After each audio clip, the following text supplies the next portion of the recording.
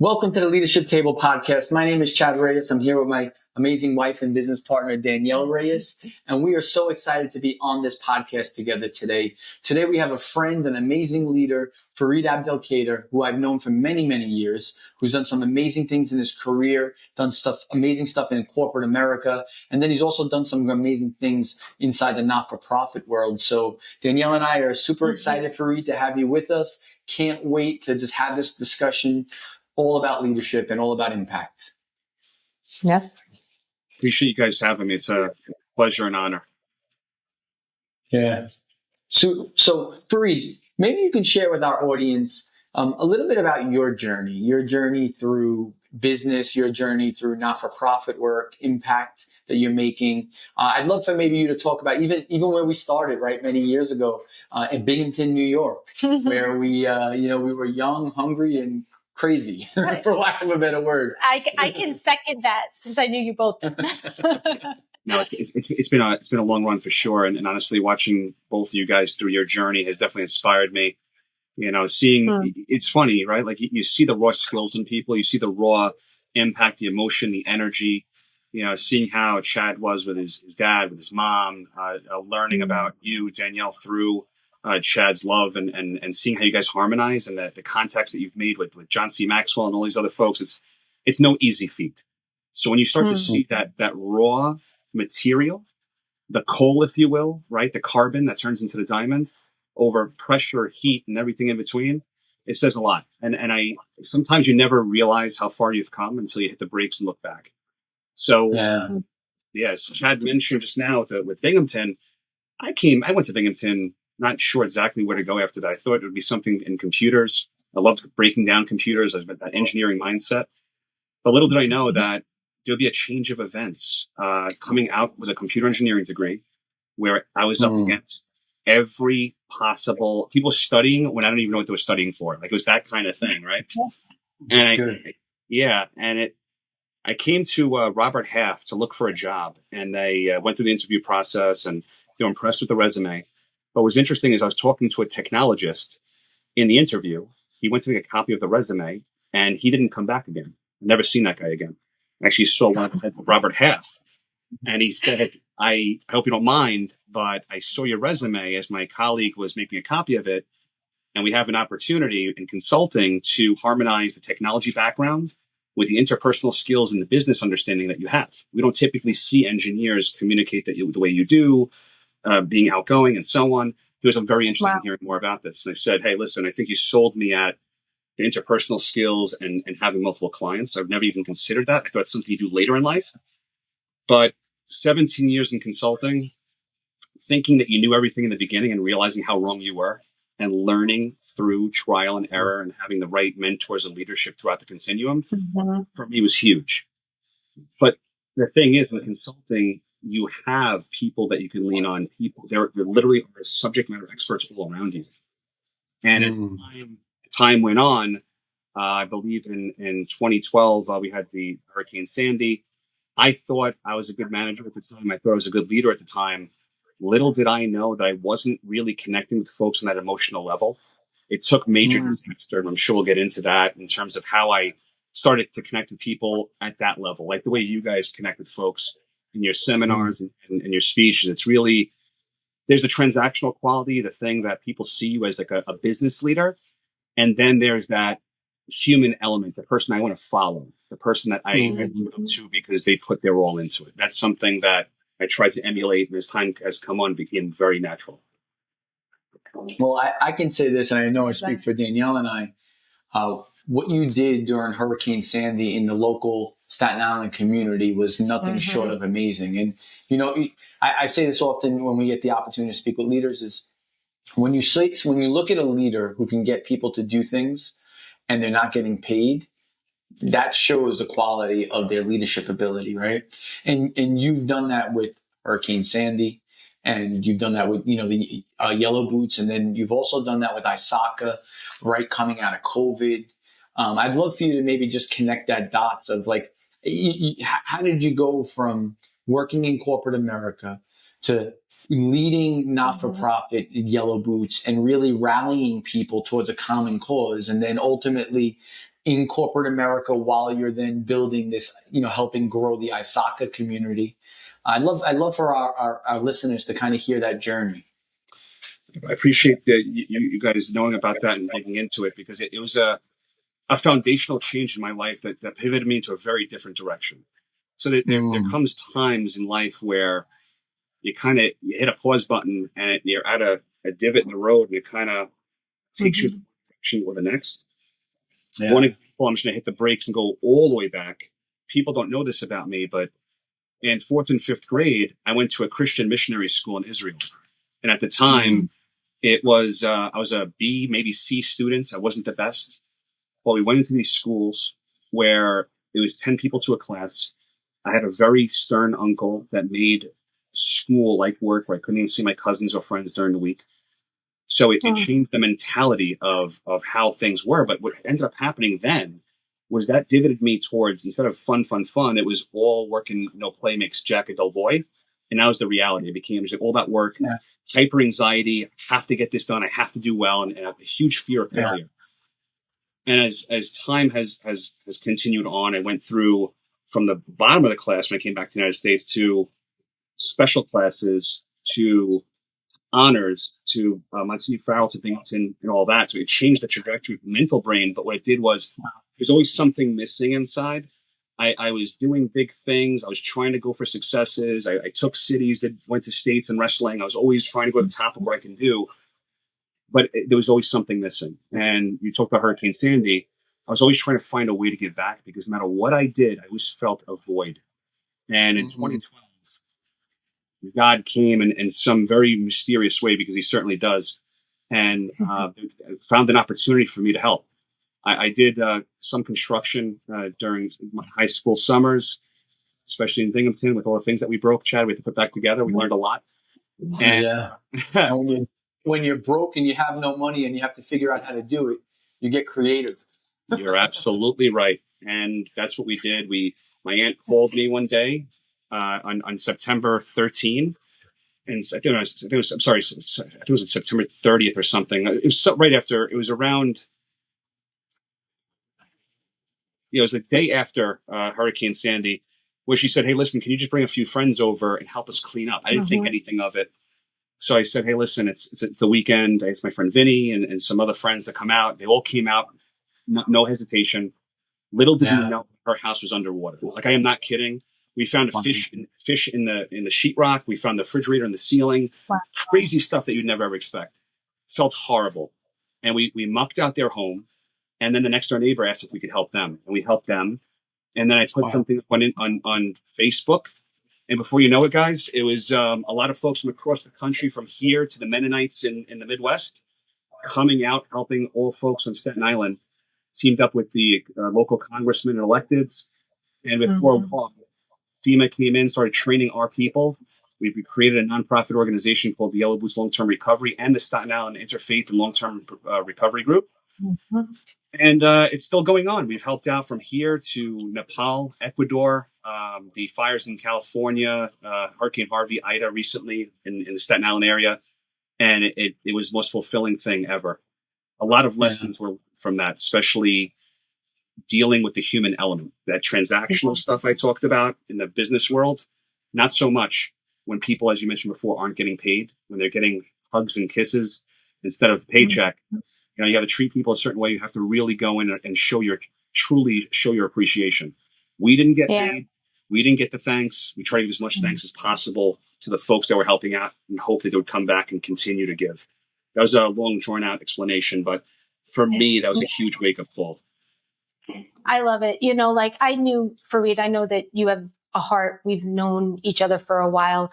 And, I know your brother, your parents, your cousins. I mean, you have an incredible background and an incredible family that you can see unites and would do really anything for anyone. So I just wanted to just share a little bit about your background in that as well, and how you got to where you are, and why that meant so much to you, and why that was such a pivotal part in your leadership journey. I think it would be also powerful to talk about, you said when you were at the Robert Half, you were in that interview, I think it's powerful because I think they nailed it. And years ago, when you and I were in school, I knew that you had this gift, but I didn't have the skill set at the time to recognize or really be able to verbalize what the gift was. But if you remember, when we were in school, we were doing parties, we were throwing events, and you were the guy who was connecting all the different relationships. You were the one that was going to the sororities and the fraternities and just really rallying the troops. But the truth be told, Farid, that was when we were 18, 19, 20, and you're still doing that today in your 40s, and you're making even a greater impact. So I love to see how what you had in you is now being used at even a greater level. And that leads me to the conversation around whole ISACA, right? Because I remember the call. I remember the connection with Danielle regarding John Maxwell and the gala for ISACA. I'd love maybe if you could tell our audience a little bit about that. What is ISACA? What was your role as president of ISACA? And then kind of the impact that it made, right? Thank you for that. I'm gonna answer Danielle, and I'm definitely gonna get to the ISACA because that's another huge milestone. It's funny how in life certain ships fall in a certain way and allow you to walk across the water to a certain extent, and you start to see successes in hindsight that you never realized that you were actually going through. We never take the pause to really appreciate how far we've come. So you mentioned my parents. My mom and dad, I'd say my mom more so was like almost like a dad and mom to me. My brother was like a dad to me too. My father was always working, but it was always, we never really fought for my father's appreciation. It was really my mom. She was really the one that was kind of fighting and pushing things forward for us, always sacrificing for the family and so on. She was always about, if you have two hands, 2 feet, you're obligated to give. And I never looked at it as an obligation. I felt like it was inherent within us to help our fellow man, and it pays itself forward in the long run. So in 2012, when that happened, I happened to be in I'm telling you, nothing happens by chance. I do not believe it. In Arabic, the word is called nasib, like what's meant to be under God is meant to be, and it happens in a certain way. It's meant from God. I was working my client was MetLife at the time, and most clients happened to be in Europe and Japan. So the way each day started in 2012, which is unbelievable, I would be able to start in the field, help out as much as I can, and around I would work early in the morning, like really early, for my clients in Europe, and then I'd have the whole day for the Yellow Boots work that was giving back to the community, and that night I'd check back in with Japan, the teams, and so on. It'll be each day would go like that, and that allowed me to do it for almost 6 months in the beginning before I started to change my calendar around to make it work. That was surreal. Now, when that started to subside a little bit, an opportunity opened up on the professional side to give back, and that was ISACA.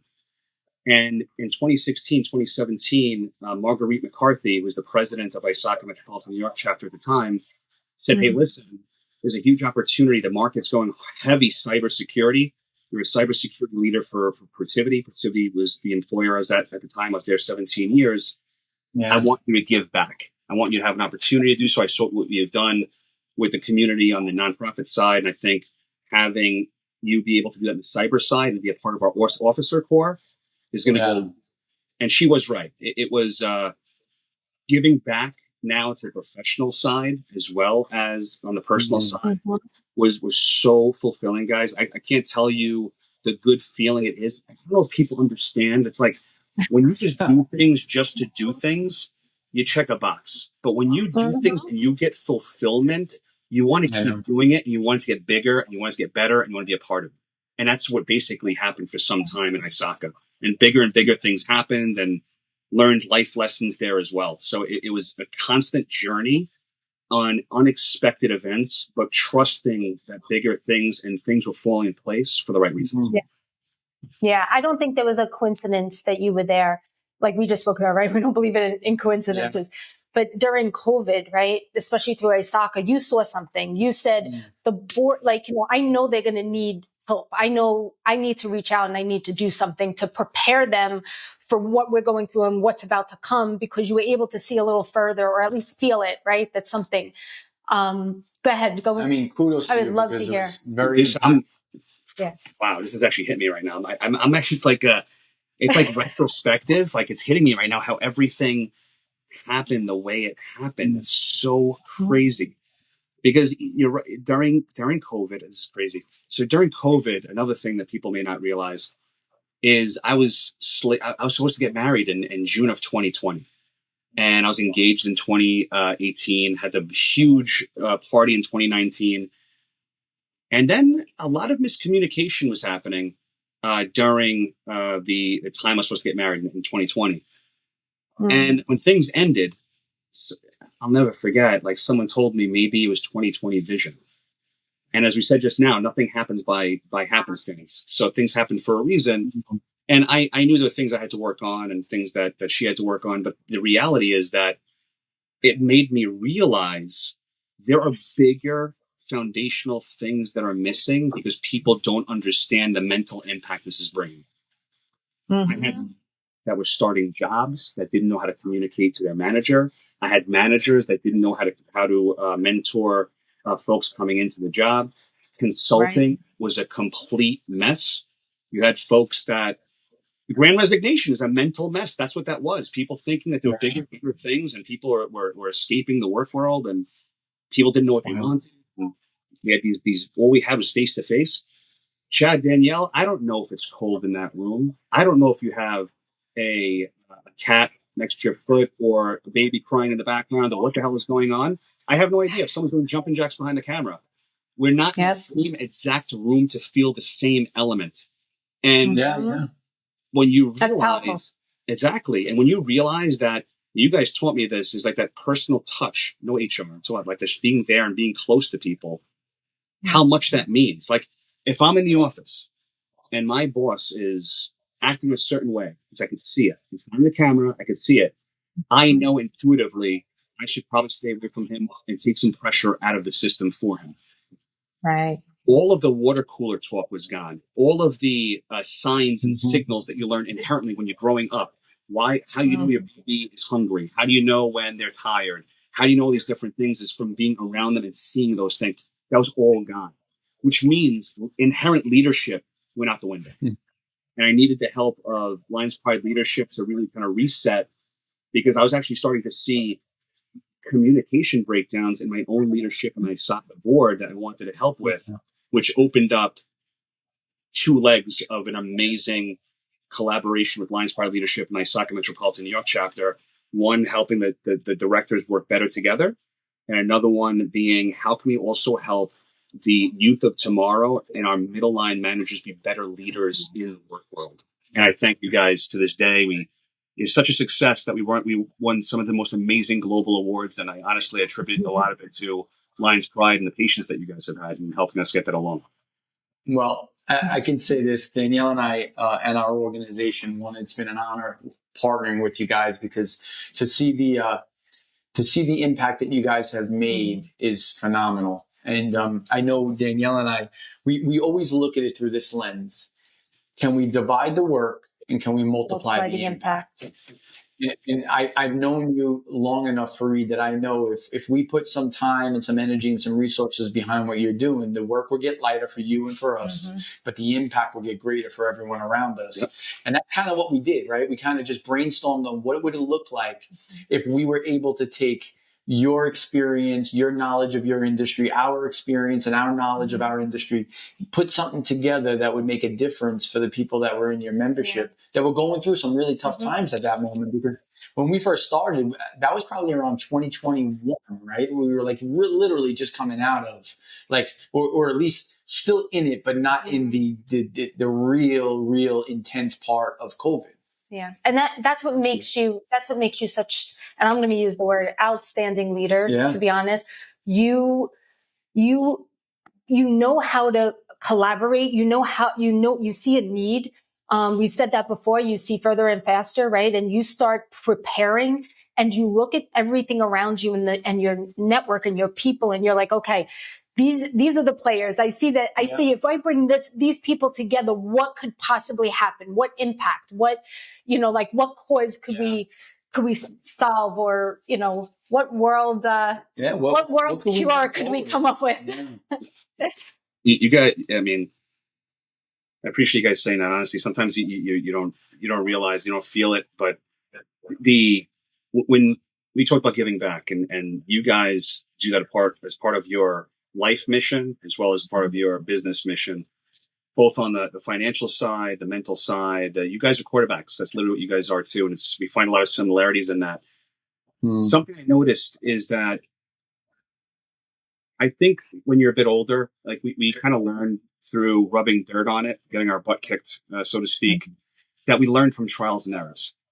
Yes. And there's a cultural shift that has happened with the I'd say it started with millennial, and I technically am a millennial, and went into the zennials and so on. There's definitely it's a generational thing where people truly have a fear of failure, and they have a can-do mindset. But in terms of like, I can figure out myself, I can YouTube it, I can chat GPT it, I can Google it. It used to be Google, it's chat GPT, right? It's regressing. But the reality is that people try to learn on their own. And there's never truly a safe space.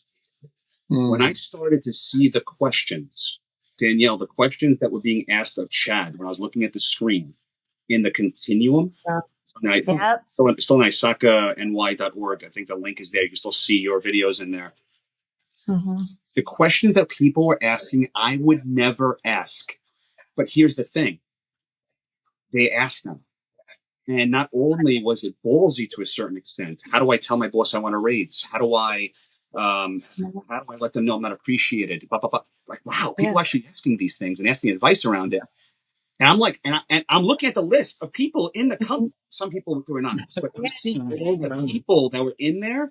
There must have been 300-400 people from here to Australia, and a lot of them were executive directors asking how to have conversations with their own bosses, because things changed.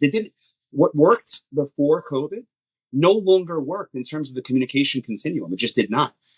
And I know that John C. Maxwell, I'm going to say one quick thing. I'm going to flip it back, but I'm going to say that when John C. Maxwell tried to do that shift on leader shift, what was working prior to and after, I don't know if he hit the mark, but I will tell you, he was on point in terms of the directional shift that was actually happening, because everyone trying to pitch the old info was not going to land the new generation. But you guys changed the way that you were connecting, in that safe space.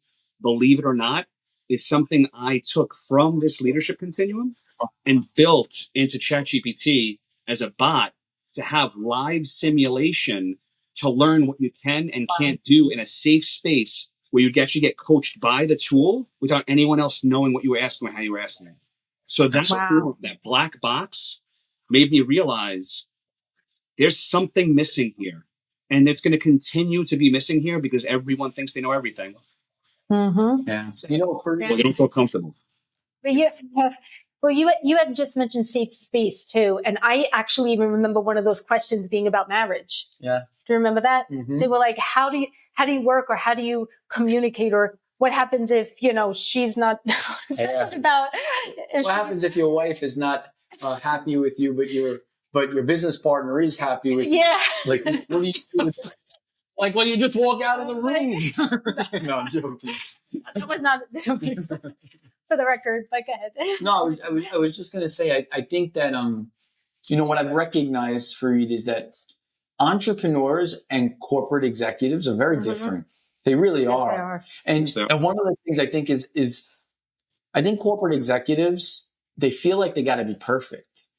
And I think it's such a facade. And I think what you did with the leadership continuum and what we did in collaboration together was we just kind of brought authenticity and real leadership to the conversation, right? It wasn't this facade of like, I always got to be perfect. I always got to have, everything buttoned up. Everyone thinks I need to be great all the time. But it was real, mature conversations. And I found that entrepreneurs will typically embrace failure more because they're willing to take more risks. And they kind of will have a little bit more, they don't need to be perfect in there because they know that some of the things they're going to do is not going to work. But I could tell you that a lot of times in corporate America, people want to be perfect more than grow.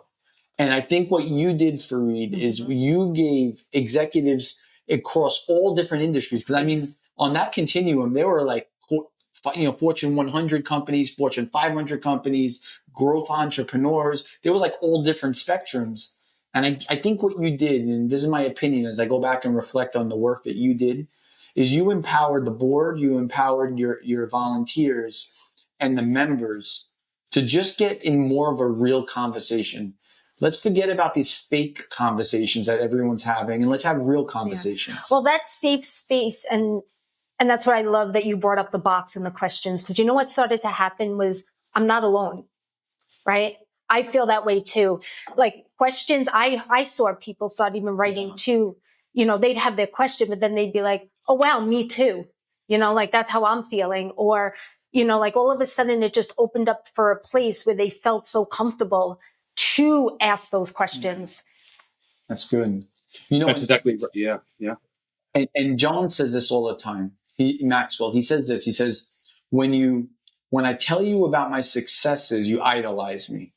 When I share with you my failures, you empathize with me and you see yourself in the picture. Mm-hmm. And I think that's what you did really well during that whole continuum where you guys got that Global Leadership Award. You allowed people to feel comfortable with not having to be perfect and to allow it to be a journey. And I think that'll be your greatest impact that you made because of that. You just gave people a safe space, like you said. Mm-hmm. I appreciate that. I was taking some notes on this. We've been discussing a lot of really cool stuff and things that are impactful. Something, Chad, that was lost during the COVID timeframe, and you nailed the word empathy. I think a lot of people that weren't going through the coaching, that weren't really in touch with their emotions, were hurting people. Mm-hmm. Hurt people is a real thing. I never knew what that meant, but I started to see it. Even on my own board. Believe it or not, Chad, I never told you guys this, but there were certain board members that were, even after all the investments that we made and that you guys put on the right leg for the community, we didn't pay a dime to you guys for the right leg, like meaning helping out the membership. Everything you guys did was for free. It was amazing what you guys did. Even provided connections to folks to join those weekly calls. But there was certain directors that tried to take the legs out from underneath it. That I don't know if it's because they felt like they weren't a part of the continuum, even though they were, and you guys interviewed many of these folks and had conversations with them. But it made me realize that you can't make everybody happy. You can't touch everybody and impact everybody in the way that you want. But a lesson for me was, as long as you could hit the majority and make a few nominal points, you start to shift the direction of a cruise ship. Seriously, it's a few small points and shift it. Farid, you are speaking to our heart. Sorry to cut you off, but you're speaking to our heart, because that we have such a true and genuine and deep heart to help other people. And when you realize that you can't help everyone, they have to also be a part of their journey to be open to receive the help and be vulnerable and allow that to come in. And I had somebody actually yesterday in another event. She was honest. She said, I did not want to go through this program. It was a leadership program. She goes, I did not. And she said it like adamantly. And then she said, but it's because I'm uncomfortable with growth. Yeah, exactly. Change. And she was like, I did not recognize, and she forced herself to be there. She said it was the greatest thing. And she goes, I'm still in it. She's like, I still don't want to be here. She goes, but I'm still in it. She said, I'm still in it because I know this is my greatest, this is going to be the greatest thing that happens to me. But it was the revelation in that moment. She realized that the reason why she was pushing back was because she was uncomfortable with growth. Yeah. I'm not going to, for us, we can't understand that sometimes. I'm going to give you guys a big kudo here again. It's the last one, I promise, because I'm very impressed by some of the stuff that you guys do, and it's a lot. And even that your leadership board is actually some amazing doctors and mental folks that really connected with everyone. When I brought you guys into the board, I knew already from meeting with you guys, going down to Delta, what would you call that? The warehouse. Meeting John C with you guys, all of it. I saw you guys thought from the bottom up and looked at the top down and kind of met in the middle of it. A meeting with the legacy of Chick-fil-A, just seeing the great grandchild, everything. It was a lot, and I saw what you guys are doing. And then I took a step back, took 3 steps back, and I said, wow, some of the folks that weren't entirely sure how being coached one-on-one and kind of going through an empathetic level, how things work and doing very intentional tuning, how their brain would change. I'm not going to drop their names. I don't know if it's an embarrassment. It's actually not. I think they would actually speak on this series. Yeah. 3 major executives on the ISACA board, 3 major executives left very, very lucrative jobs to bigger jobs after your coaching continued. Yeah. And, you know, a lot of them attribute a lot of the lessons learned to realizing that they were dealing with things they just needed to pull the cord. You know, it's everyone knows that, you know, quitting, it's not quitting, but moving on isn't quitting. It's just coming to a point where you've made the change that you want and there's bigger things ahead of you. And it's something that can continue, especially in relationships. In a time where people just cancel culture, just cancel people. I don't want you, unfriend, block. I don't have enough followers, move on. And you start to realize that, no, it's not about that. It's what makes me happy. It doesn't have to be, the rules in the field don't have to be what the rules are. I can play my own game. I can live my own life. And a lot of the leadership thing is about kind of healing internally. So intimacy, into me, I see, to also help those around you. And it's a big deal. Kind of retuning yourself for the greater good for everyone around you. Yeah, you know, as you're saying that, I'm just thinking, I think that the biggest struggle with leaders is they don't take enough time to think about what they really want in their life. I had an exercise that I did when I was 26 years old when my dad passed away. You know my dad. When my dad passed away in 2006, I did an exercise, and part of the exercise had me write my eulogy. I wrote my eulogy at 26 years old. Wow. All I'm doing now is mentioning that based off of that eulogy. Wow. And the reason why I say that is if there's anything that we can do, and I know you and I have had these conversations, if there's anything a leader can do, and coming back to some of the people that you've referenced that you and I both know, is getting people to think about what they really want in their life. Too many people don't think about it. What they do is they just go through life and then they run out of time in the end. And I remember in 2006 when my dad passed away, I remember him being on the deathbed, right? And he was in the hospital. And I said to myself, this man had so much more to give. Yeah. So much more. He was 58 years old, but he had so much more to give. I'm going to make sure that one day when I'm no longer here, I gave everything. I didn't have anything left.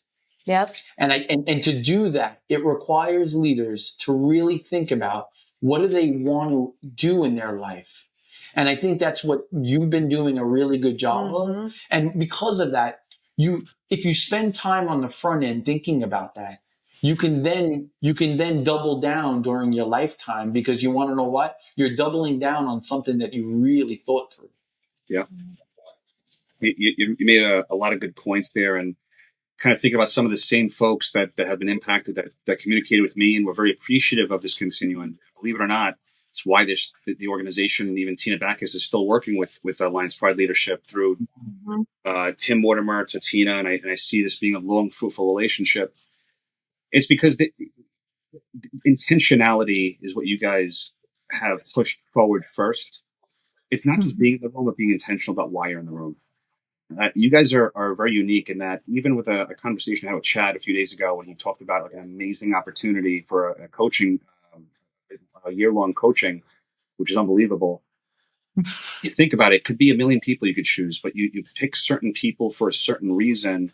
And you know the punching power, you know the element of the one to many. It's being intentional, right? Like, you know that if you just got anyone for the seat that didn't fill the seat the right way, you're just getting a seat. It's not intentional. It's just, okay, they're paying to get by, but it doesn't help the overall cause of the organization and the good. So being intentionality is such a big deal. And a lot of people, I think, squander the opportunities that they're given.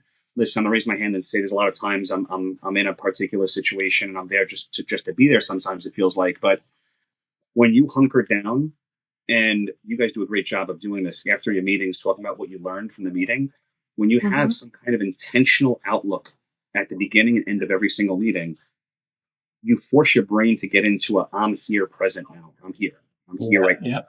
You know, you have the automatic answers going on, the just responses for the sake of responses, the multitasking going on. It's I'm with Chad, I'm with Danielle.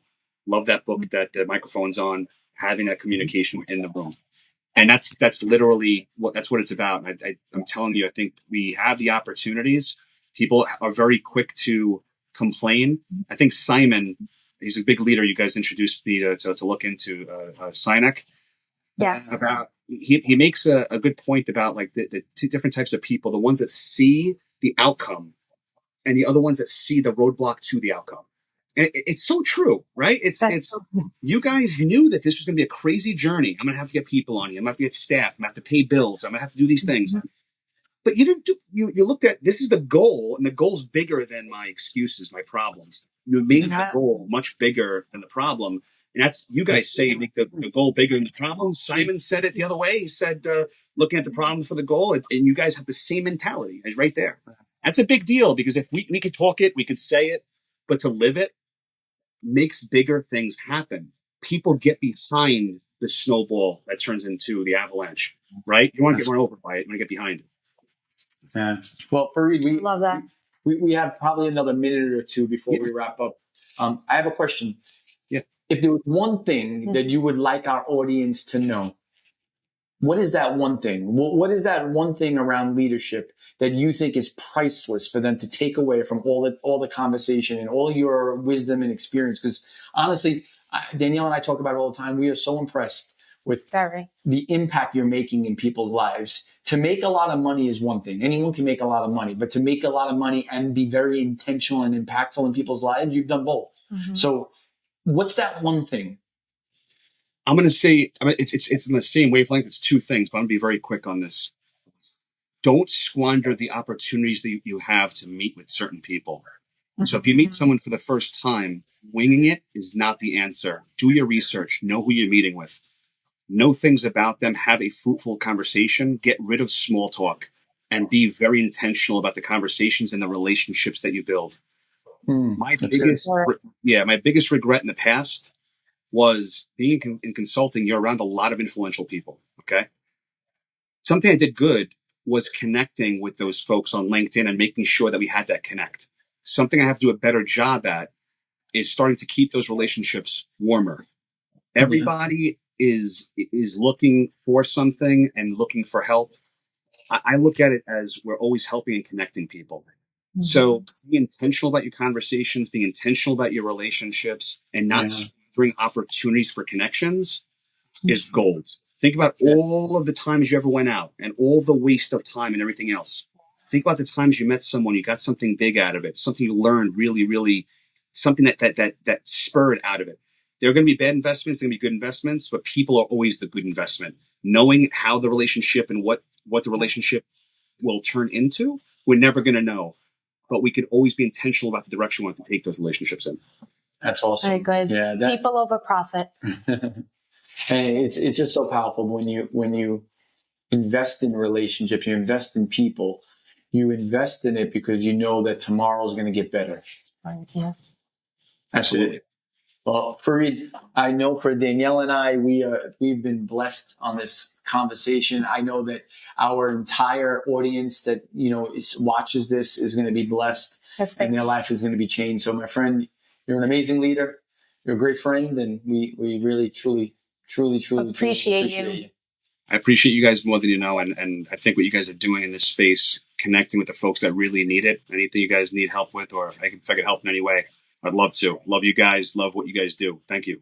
Love you too, man. Well, thank you for listening to the Leadership Table podcast. We're so excited that you are listening to where leaders have mature conversations. And today, Danielle and I had a mature conversation with our friend Farid. All right. Until next time, be well. Thanks, guys. You're listening to the Leadership Table. I am so excited that you've joined us. Hey, listen. You want to join us in future episodes where we're going to invite some of our greatest friends, some of the greatest leaders we know to share all about their leadership journeys and just add tremendous value to you and your teams. Hey, listen, drop a comment below on your biggest takeaway, that what is impacting you the most. Like it, Share it with those people that you know need to hear this message. And subscribe. And hey, listen, turn on the notifications. I just want to thank you because you are making a difference. As you help us, we help you. And we just divide the work and multiply the impact. My friend, thank you for joining us on the Leadership Table.